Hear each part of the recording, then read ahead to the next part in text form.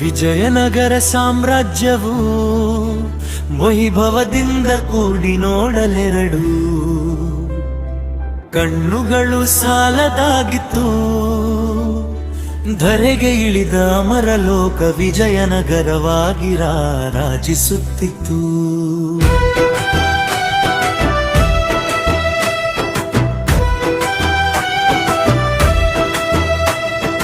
ಮನಕ್ಕೆ ಮುದ ನೀಡುವ, ಕಣ್ಣಿಗೆ ತಂಪೆರೆವ ರಸಭರಿತ ಚಿನ್ನದ ನಾಡು, ಮುತ್ತು ರತ್ನಗಳ ಬೀಡು,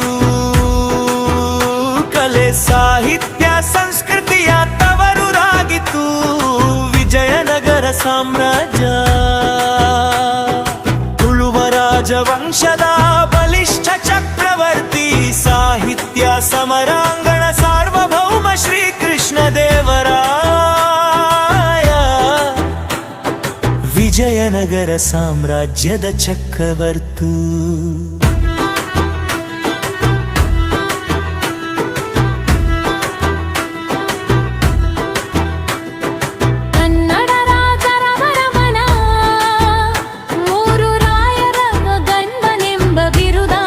ಶ್ರೀಕೃಷ್ಣ ದೇವರಾಯನ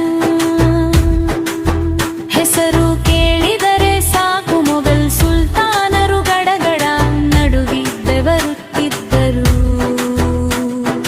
ಅಖಂಡ ಭಾರತದಲ್ಲಿ ಹಿಂದೂ ಧರ್ಮದ ಲಾಂಛನ ಹಾರಿಸಿದ ಕೀರ್ತಿ ಪ್ರಚಂಡ ಶ್ರೀಕೃಷ್ಣ ದೇವರಾಯ ಸಾರ್ವಭೌಮ. ಆನೆಗಳ ಮೇಲೆ ಹೊತ್ತು ಸಾಗಿಸಿದರು, ಕರಗದಷ್ಟು ತುಂಬಿದ ಭಂಡಾರ ವಿಜಯನಗರ ಸಾಮ್ರಾಜ್ಯದ್ದಾಗಿತ್ತು. ಹಾದಿ ಬೀದಿಗಳಲ್ಲಿ ಮುತ್ತು ರತ್ನಗಳ ರಾಶಿ ರಾಶಿ ಹಾಕಿ ಮಾರುತ್ತಿದ್ದ ಸಾಮ್ರಾಜ್ಯ. ಉಗ್ರ ನರಸಿಂಹನ ಪ್ರತಿಮೆಯು ಸೇರಿ ಹಲವು ದೇವಾಲಯಗಳ ನಿರ್ಮಿಸಿದ ದೇವ ಭಕ್ತ ಶ್ರೀಕೃಷ್ಣ ದೇವರಾಯ. ಕೃಷ್ಣಾ ನದಿಯಿಂದ ಕನ್ಯಾಕುಮಾರಿವರೆಗೆ ಸಾಮ್ರಾಜ್ಯ ವಿಸ್ತರಿಸಿ ದಕ್ಷತೆಯಿಂದ ಆಳಿದ ಬಲಿಷ್ಠ ರಾಜ ಶ್ರೀಕೃಷ್ಣ ದೇವರಾಯ. ಉದಯಗಿರಿ ಕೋಟೆ, ಕೊಂಡವೀಡು, ಕೊಂಡಪಲ್ಲಿ ಪ್ರಾಂತ್ಯ ವಶಪಡಿಸಿಕೊಂಡು ಬಹು ವೈಭವದಿಂದ ರಾಜವಾಳಿದ ದಕ್ಷ ರಾಜ ಶ್ರೀಕೃಷ್ಣ ದೇವರಾಯ. ಉಮ್ಮತ್ತೂರಿನ ಪಾಳೆಗಾರರು, ಬಹಮನಿ ಸುಲ್ತಾನರು ಗಜಪತಿ ರಾಜರ ಸೊಕ್ಕಡಗಿಸಿ ಸಾಮ್ರಾಜ್ಯ ಬೆಳೆಸಿದರ. ಮಹಾಪರಾಕ್ರಮಶಾಲಿ ಶ್ರೀಕೃಷ್ಣ ದೇವರಾಯ.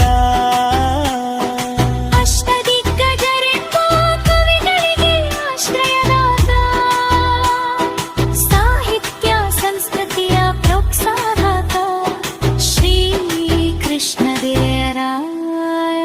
ಕವಿ ಸಾಹಿತಿಯಾಗಿ ಮದಾಲಸ ಚರಿತ್ರೆ, ಅಮುಕ್ತ ಮೂಲ್ಯ, ಜಾಂಬವತಿ ಕಲ್ಯಾಣಗ ಕೃತಿಗಳನ್ನು ರಚಿಸಿ ಕವಿ ಪುಂಗವನಾಗಿ ಬ್ರಹ್ಮಭೋಜನೆನಿಸಿ ಜನಮನ್ನಣೆಗೆ ಪಾತ್ರನಾಗಿದ್ದ ಬಹುಮುಖ ಪ್ರತಿಭೆಯ ಶ್ರೀಕೃಷ್ಣ ದೇವರಾಯನ ಕೀರ್ತಿ ಅಜರಾಮರ. ಇವನ ಆಳ್ವಿಕೆಯಲ್ಲಿ ವಿಜಯನಗರ ಸಾಮ್ರಾಜ್ಯವು ಉನ್ನತಿಗೇರಿ ಸಂತಿವಿಂದ ಕೂಡಿ ಸಂತೃಪ್ತಿಯ ನಾಡಾಗಿ ಸುವರ್ಣ ಯುಗವಾಗಿ ಮೆರೆದಿತ್ತು.